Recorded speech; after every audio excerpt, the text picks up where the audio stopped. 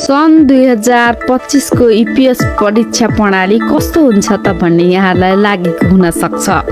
सन् 2025 का लागि कामदारहरूको माग संख्या भन्दा 2/3 बढी मात्रै आवेदन स्वीकार गरेर परीक्षा लिने तयारी भइरहेको इपिएस कोरिया शाखाले जनाएको छ। अब 15,000 माग भयो भने 45,000 को मात्र आवेदन लिइन्छ। त्यसका लागि इपिएस कोरिया शाखाले एउटा प्रणाली विकास गरिरहेको छ।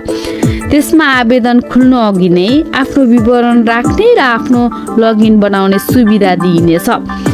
एचआरडीले आवेदन खुलाउने बित्तिकै क्षेत्र छानेर पेश गर्ने काम मात्रै बाँकी हुँदा प्रणालीमा ओभरलोड हुँदैन। आवेदनको तोकिएको संख्या पुग्ने बित्तिकै आवेदन प्रणाली स्वचालित रूपमा बन्द हुने गरी व्यवस्था गर्न लागेको इपिएस शाखाले जनाएको छ। अर्को वर्ष कोरियाबाट 20,000 भन्दा धेरै कामदारहरूको माग हुने आकलन गरिएको छ।